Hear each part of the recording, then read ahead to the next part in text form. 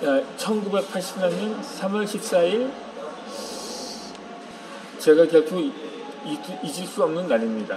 중학교에 입학한 지 열흘이 지나기 전인 이날도 자전거를 타고 동아일보 지국으로 향했습니다.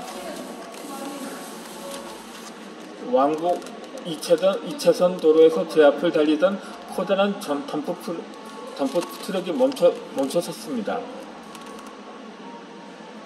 도로 오른쪽에는 도랑물이 있어서 그쪽으로 지나가면 흙탕물이 오줌 젖을 것 같았습니다. 그렇다고 트럭 왼쪽으로 지나가자니 중앙선을 넘어야 하는데 언제 차가 달려올지 겁이 났습니다. 그런데 한참을 기다려도 트럭이 출발하지 않습니다. 지국에 늦게 도착하게 될까봐 걱정이 되기 시작했습니다. 그 시절에는 군기라는 것이 있었습니다. 지각하거나 일을 제대로 못하거나 사고를 치면 형들이 기합을 주거나 엎드려 퍼쳐를 시켜놓고 대거래를 자르러 엉덩이를 사정없이 때리곤 했습니다. 형들에게 두들겨 맞을까 하는 두려움이 점점 커졌습니다. 트럭이 출발하기를 더 이상 기다릴 수가 없어서 왼쪽의 중앙선을 넘어 트럭을 지나쳐야 하는데 그때 반대편 차선에서 덤프 트럭이 달려왔습니다. 난생 처음 교통사고를 당했습니다. 저는 트럭에 치여 바닥에 나동거려졌습니다. 정신이 하나도 없었습니다.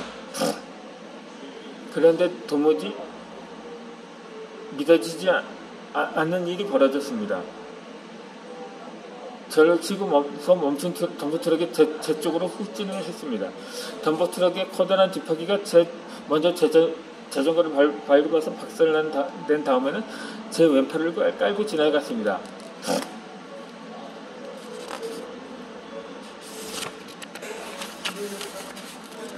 제 팔은 그 자리에서 으스러지고 말았습니다. 만일 머리나 몸이 바퀴에 깔렸다면 즉사했을 것입니다.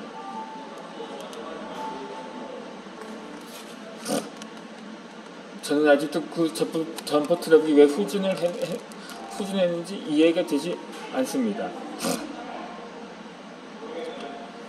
어처구니 없는 황당한 사고를 당했지만 저는 정신을 잃지 않았습니다. 살과 뼈가 다 으스러진 채 옷과 힘줄 때문에 축 늘어진 왼쪽 팔을 붙잡고 일어섰습니다.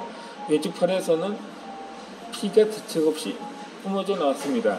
아직 운전석에 앉아있던 아저씨를 향해 병원으로 데려가달라고 붙였습니다. 다행히 기사 아저씨는 저를 병원에 데리고 갔고 저는 병원에서 이식을 잃었습니다. 만일 병원에 조금만 늦게 도착했다면 저는 과자출혈로 죽었을 것입니다.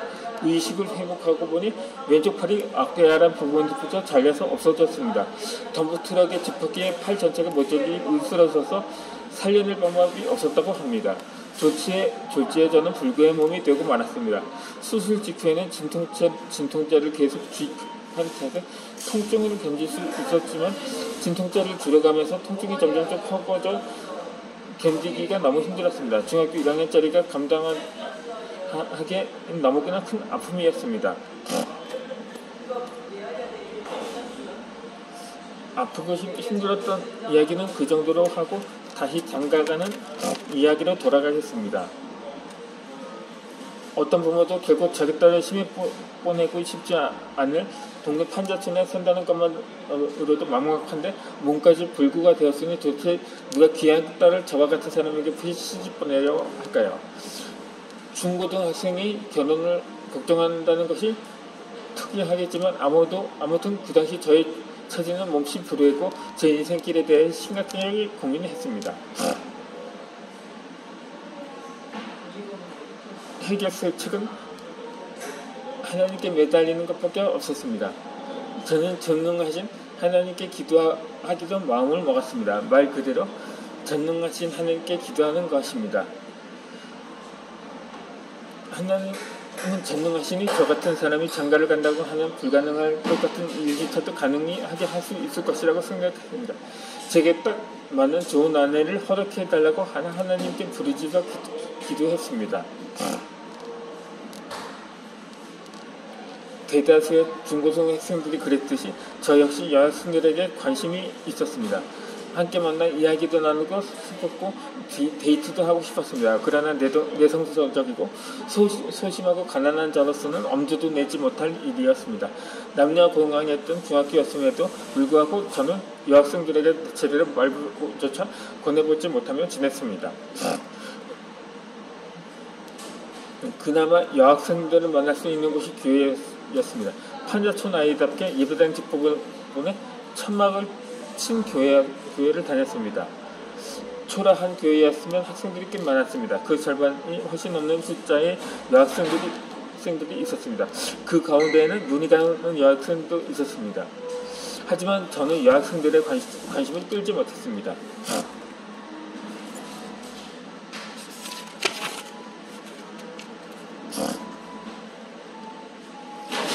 여학생들은 제 친구인 선이와 섭이라는 쌍둥이 형제에게 관심이 많았습니다. 이 친구들이 교회 담임 목사님의 둘째와 셋째 아들인데다가 운동을 상당히 잘했습니다. 선이와 섭이가 운동장에서 땀을 흘리며 힘차게 공을 몰고 달리면 여학생들은 그 모습을 멋지게 바라보았던 것입니다.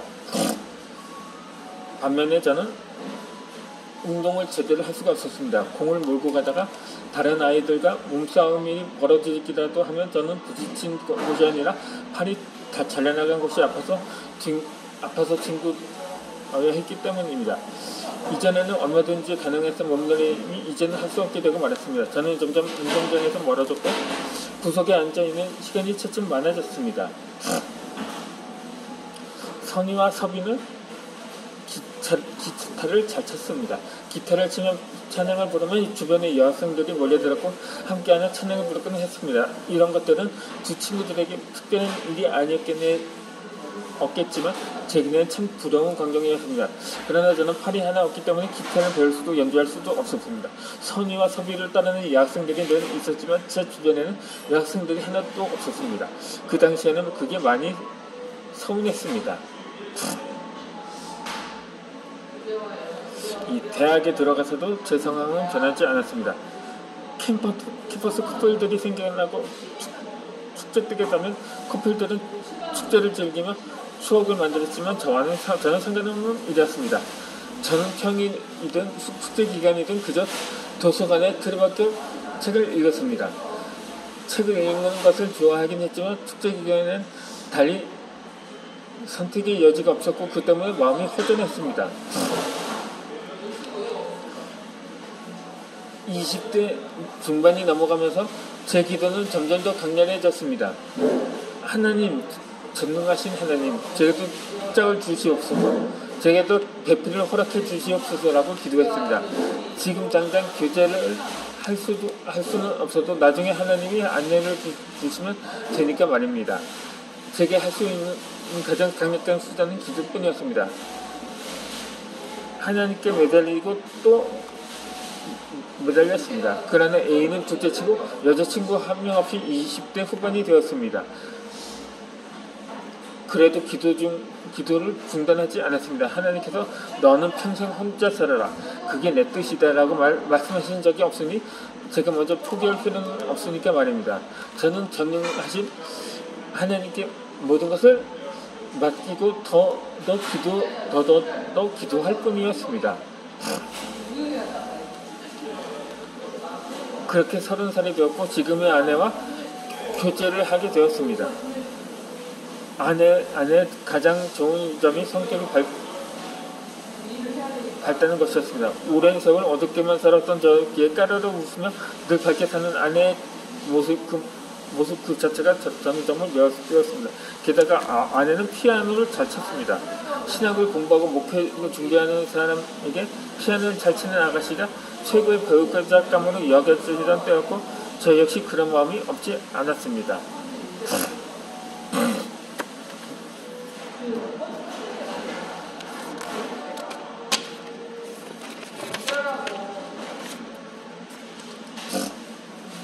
우리들은 틈만 나면 붙어 다녔습니다. 만나는 장소는 주로 도서관이었습니다. 함께 공부를 하다가 손을 잡고 도서관 주변을 선택하는 것이 데이트의 전부이다시피 했지만 그것만으로는 충분했습니다. 도서관에서 라면이나 밥을 사 먹는 것이 전부였습니다. 영화를 보러 간 적도 없었습니다. 그저 산책만 주가를 타듯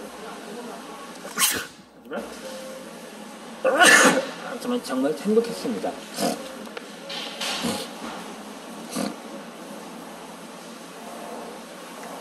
이 후회되는 것이 없지는 않습니다.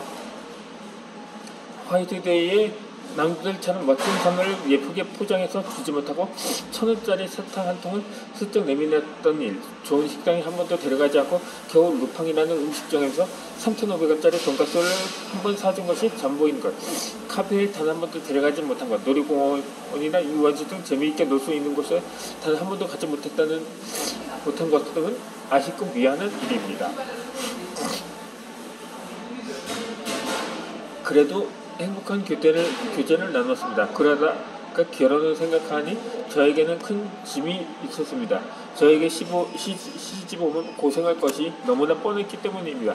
저는 오른손에 물건을 들면 문을 열 수가 없을 때가 많았습니다. 손잡이를 돌려 문을 열어야 할 경우 물건을 내려놓고 손잡이를 돌려 문을 열고 나니 짐을 다시 들어야 합니다. 그런데 그 사이에 문이 도로 닫히곤 합니다. 결국 누군가가 와서 문을 열어줄 때까지 계속 그 자리에 서서 기다리고 있을 수밖에 없습니다. 또 옷걸이나 책자를 걸기 위해 못을 박는 것도 제가 할 수 없는 일입니다. 못을 잡으면 망치를 잡을 수도 없고 망치를 잡아 못을 잡을 수 없습니다. 그렇다고 손으로 못을 붙잡고 이마로 못을 박을 수는 없는 일입니다. 못 박는 일조차 모두 아내의 몫이 됩니다. 이뿐만이 아닙니다. 저는 쌀 부대를 즐기 못합니다. 우리 집이 3층에 있을 때 엘리베이터가 없었습니다. 그래서 히트럭짜리 쌀 부대를 짊어지고 3층까지 올라가는 것은 아내의 몫이었습니다. 쌀 부대뿐이었겠습니까? 한 손으로 들 수 없는 모든 짐은 전적으로 아내의 몫입니다. 아내가 아기를 낳아서 저는 아기를 안아줄 수가 없습니다. 아직 목을 가누지 못하는 아기를 안을 때는 한 손으로 등을 받치고 다른 한 손으로 머리를 받쳐주어야 합니다. 그런데 저는 손이 하나뿐이니 아기의 등을 받치면 목을 받쳐줄 손이 없어 아기가 다칠 위험이 너무 큽니다. 그렇다고 아기 목을 잡아 들어 올릴 수도 없으니 아기를 안아주고 싶은 마음을 비워야 합니다. 사실 손톱을 깎는 일처럼 간단한 일도 저 혼자서는 하기 어렵습니다. 왼손으로 오른손 손톱을 깎아야 하는데 왼손이 없는 저는 그렇게 할 수가 없습니다. 결국 아내가 제 손톱을 깎아주어야 합니다. 아내가 삐지면 제 손톱은 길어질 수밖에 없습니다. 저의 불구는 저 혼자 불편한 것으로 끝나지 않습니다. 결혼을 한 뒤에 아내가 아주 많은 신경 삶의 짐들을 감당하고 불편을 감수해야 합니다. 그래서 저는 아내와 함께 결혼하자는 말을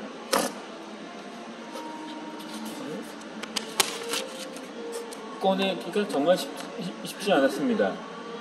그렇다고 만약 그대로 있을 수만은 없었기에 용기를 냈습니다. 만약 아내가 망설이는 기색을 보이거나 자신이 없다는 말을 하면 깨끗하게 놔줄 생각을 하고 결혼 이야기를 꺼낸지 바짝 긴장한 상태로 대답을 기다렸습니다. 나에게 시집 오면 고생할 텐데 그래도 시집을 올래? 그래? 잠전사님, 제가 전사님의 한팔이 되어 드릴게요.